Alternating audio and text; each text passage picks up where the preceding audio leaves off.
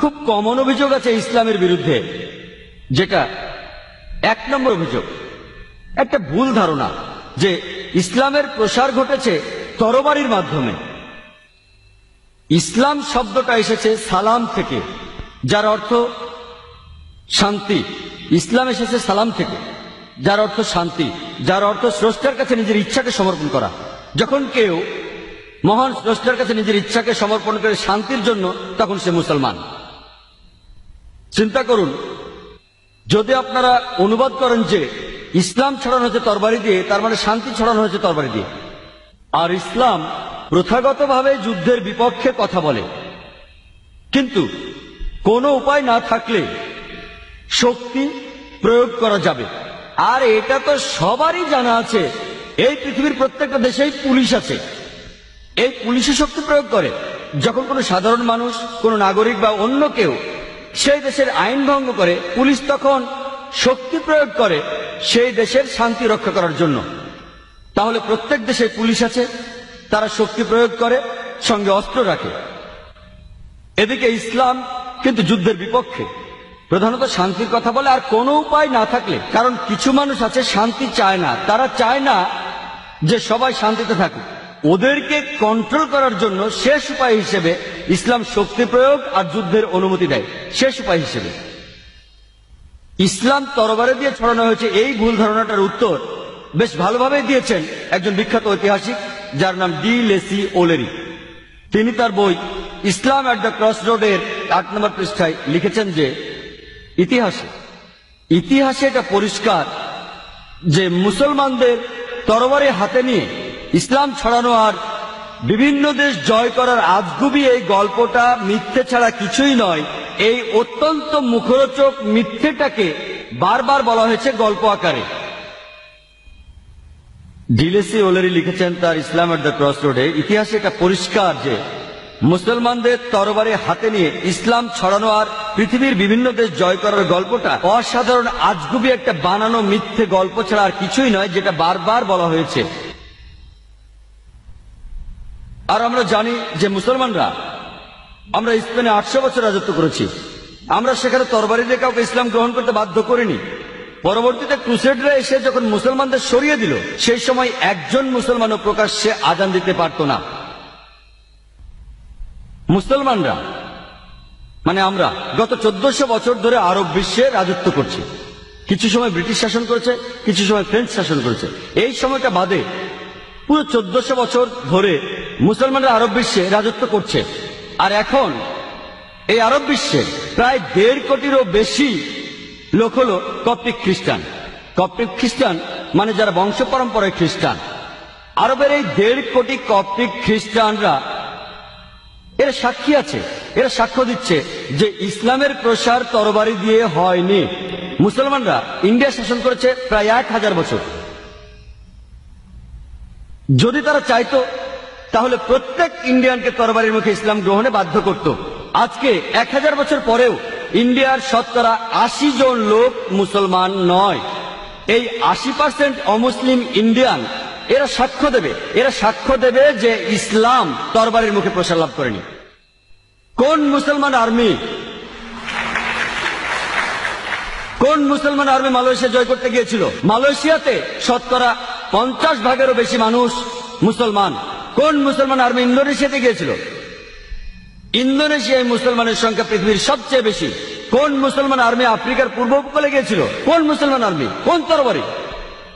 Thomas কার্লাইনের একটা উত্তর দিয়েছেন। তিনি একজন বিখ্যাত ঐতিহাসিক ইউরোপের, আর তিনি বলেছেন কোন তরবারি?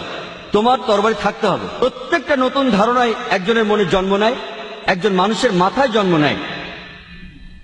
একজন পুরো পৃথিবীর বিপক্ষে, একজন সব মানুষের বিরুদ্ধে। তখন যদি কেউ তরবারি দিয়ে সেটা ছড়াতে চায়, খুব একটা লাভ হবে না। প্রথমে একটা তরবারি থাকতে হবে। উনি বুদ্ধির তরবারির কথা বলেছেন। আল্লাহ একই কথা কোরআনে সূরা নাহলের 125 নম্বর আয়াতে এইভাবে বলেছেন, উদু ইলা সাবিলি রাব্বিকা বিল হিকমা ওয়াল মাওয়াযাতিল হাসনা ওয়াজাদিল বিল্লাতি আহসান।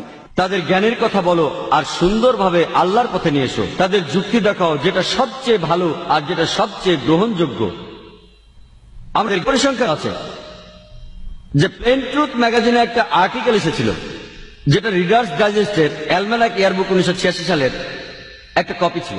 সেখানে একটা পরিসংখ্যান ছিল গত 50 বছরে বিভিন্ন ধর্মের অনুসারীরা সংখ্যায় কত বেড়েছে 1934 থেকে 84 সালের মধ্যে। আর এই পরিসংখ্যানে 1 নম্বরে ছিল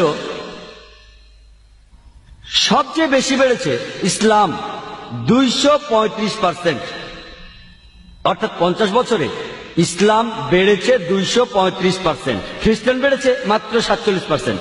আমি একটা প্রশ্ন করছি, কোন যুদ্ধ কি হয়েছে 1934 থেকে 84 মধ্যে যে যুদ্ধের কারণে অমুসলিমরা ইসলাম ধর্ম গ্রহণ করেছে? কোন যুদ্ধটা? এখন আমেরিকার সবচেয়ে জনপ্রিয় ধর্ম হচ্ছে ইসলাম, ইংল্যান্ডের সবচেয়ে জনপ্রিয় ধর্ম ইসলাম। আমি আবার প্রশ্ন করছি যে কোন মুসলমান আমেরিকানদেরকে ইসলাম গ্রহণ করতে বাধ্য করেছে? আমি আবার প্রশ্ন করছি যে কোন মুসলমান ইউরোপিয়ানদেরকে ইসলাম গ্রহণ করতে বাধ্য করেছে? আমেরিকানদের কথা বলার স্বাধীনতা আছে, ইউরোপের কথা বলার স্বাধীনতা আছে। ইসলাম যদি মহিলাদের অত্যাচার করে তাহলে অমুসলিম মহিলারা ইসলাম গ্রহণ করে কেন? যারা মুসলমান হচ্ছে তাদের 3 ভাগের 2 ভাগই মহিলা, সেটা কিভাবে? কারণ ইসলামের সমস্যার সমাধান আছে, পুরো মানুষ জাতির জীবন বিধান আছে। আমেরিকার একটা পরিসংখ্যান কোম্পানি যাদের অফিস ওয়াশিংটনে, তারা বলেছে 11 সেপ্টেম্বরের মাত্র 2 মাস পরে 20,000 লোক ইসলাম গ্রহণ করেছে।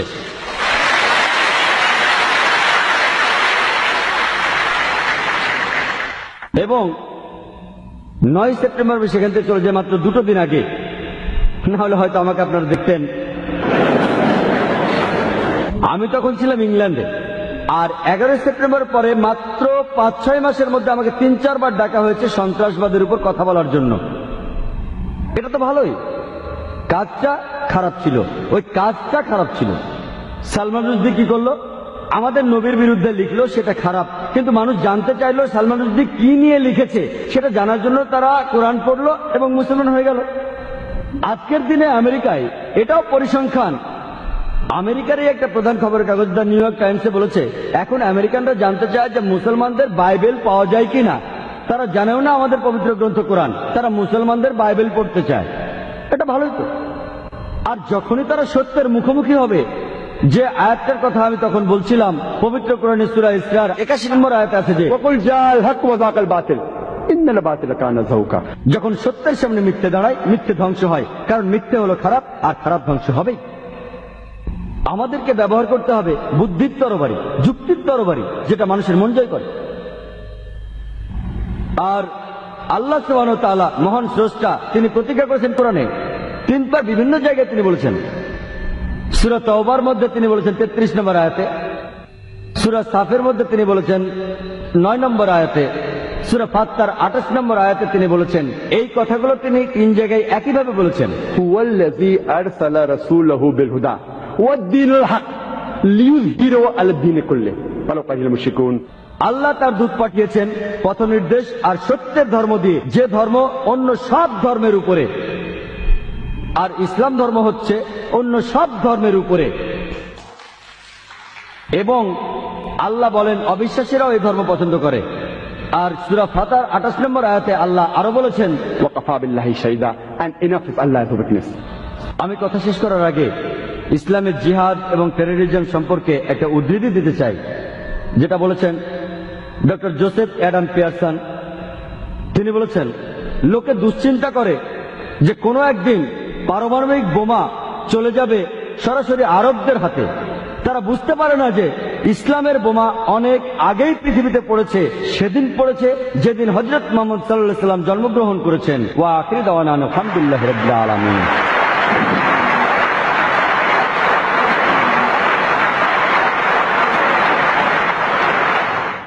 আমরা এখন শুরু করতে যাচ্ছি অনুষ্ঠানের সবচেয়ে আকর্ষণীয় পর্ব, সেটা হচ্ছে প্রশ্নোত্তর পর্ব। দয়া করে একটার বেশি প্রশ্ন করবেন না। আমরা প্রথম প্রশ্ন দিয়ে শুরু করছি। স্যার, আমার নাম ওয়াসিগ্রেন, আমি একজন খ্রিস্টান। আমরা শুনেছিলাম যে ক্রুসেডাররা যে ক্রুসেডে গিয়েছিল সেগুলো ছিল পবিত্র যুদ্ধ। আমি একজন খ্রিস্টান স্যার, একজন সাংবাদিক। আমরা জানতাম যে ক্রুসেডাররা যে ক্রুসেডে গিয়েছিল সেগুলো ছিল পবিত্র যুদ্ধ, কিন্তু এখন আমরা জানি যে এই ক্রুসেডগুলো কিভাবে নিরীহ মুসলমানদের উপর সন্ত্রাস চালিয়েছিল এভাবে কি বলা যায় না যে এই ক্রুসেড থেকে ধর্মীয় সন্ত্রাসের শুরু? আসলে সত্যি কথা বলতে মুসলমানদের উপর তারা হাজার বছর ধরে নির্মম নিষ্ঠুর সন্ত্রাস চালাচ্ছে, আর এখন তারাই মুসলমানদেরকে সন্ত্রাসী বলছে। ইউরোপিয়ান আর আমেরিকানরা ক্রুসেডকে, পবিত্র যুদ্ধ আর ধর্মপ্রাণ মুসলমানদেরকে সন্ত্রাসী বলছে কেন স্যার? প্রশ্নটা আপনি ভালোই করেছেন। উনি একজন খ্রিস্টান, তিনি নিজে বললেন যে উনি জানতেন ক্রুসেড হচ্ছে পবিত্র যুদ্ধ। আমিও আপনাদের বলেছি মুসলমানেরা এই পবিত্র যুদ্ধকে বলেছে জিহাদ। এক এক জায়গায় এক এক নাম। আর যুদ্ধ যখন ক্রুসেড, তখন মানুষের সামনে এটাকে তুলে ধরা হচ্ছে যে এটা একটা পবিত্র যুদ্ধ। আর তিনি একজন সাংবাদিক, তারপরও তিনি স্বীকার করলেন যে এই ক্রুসেড নিরীহ মুসলমানদের উপর নির্মমভাবে সন্ত্রাস চালিয়েছে।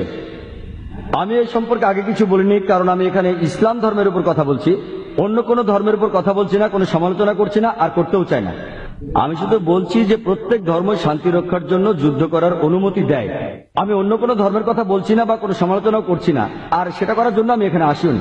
কিন্তু আপনি প্রশ্ন করেছেন, তাই বলতে হচ্ছে হ্যাঁ ভাই, আপনি ঠিকই বলেছেন। এই ক্রুসেডই মুসলমানদের উপরে সন্ত্রাস চালিয়েছে। এইভাবে ব্যাপারটা শুরু হয়েছিল, আর সন্ত্রাস তারাই শুরু করেছে, অথচ এখন তারা কি করছে? মুসলমানদের বলছে সন্ত্রাসী। আর আপনি যদি দেখেন পৃথিবীতে এখন কি ঘটছে, ইসলামের অনুসারী পৃথিবীতে দিন দিন বেড়েই চলেছে, আর সেটা বাড়ছে সর্বোচ্চ হারে। মুসলমানরা যে সবাই ভালো সে কথা বলছি না, সব ধর্মে কিছু কুলাঙ্গার থাকে।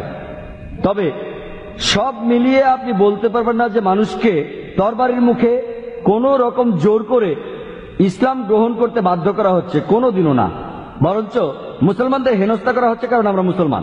এই সমস্যার সমাধান আপনি পাবেন যদি আপনি ফিরে যান বাইবেলে দেখবেন যীশু খ্রিস্ট বা ঈসা মসীহ বলেছেন, ম্যাথিউর গসপেলের মধ্যে 5 নম্বর অধ্যায় 40-41 অনুচ্ছেদে এটা লেখা আছে যে যদি কেউ তোমার ডান গালে থাপ্পড় দেয়, বাম গালটা বাড়িয়ে দাও। যদি কেউ তোমার ডান গালে থাপ্পড় দেয়, বাম গালটা বাড়িয়ে দাও। যদি কেউ তোমাকে 1 মাইল সঙ্গে চলতে বলে, তার সঙ্গে তুমি 2 মাইল চলো। যদি কেউ তোমার জামাটা চায়, তাকে তুমি আলখেল্লাটা দিয়ে দাও। তাহলে যিশু, যিনি আল্লাহর একজন প্রেরিত নবী, তিনি আমাদের দেখিয়েছেন শান্তি কি। তিনি বলেছেন তোমার প্রতিবেশীকে ভালোবাসো। তাহলে আপনি যদি ভালো করে দেখেন, যদি ভালো করে বাইবেল পড়েন, একথা কোথাও লেখা নেই যে যীশু খ্রিস্ট বলেছেন মুসলমানদের অপদস্থ করো। এজন্যই আমি বলছি সেই ধর্মগ্রন্থে ফিরে যান যে ধর্মগ্রন্থ আপনার কাছে সবচেয়ে পবিত্র, সেটা ভালো করে পড়েন। যে ধর্মগ্রন্থটা আপনার কাছে পবিত্র, পবিত্র কোরআনের সূরা আল ইমরানের 64 নম্বর আয়াতে বলা হয়েছে যে তাআলাউ ইলা কালমাতিন সাওয়াইন বাইনানা ওয়া বাইনাকুম। তোমাদের ধর্মের সাথে আমাদের ধর্মের মিলগুলো দেখো। প্রথম মিলটা কি? এক আল্লাহ ছাড়া আমরা কারো উপাসনা করি না।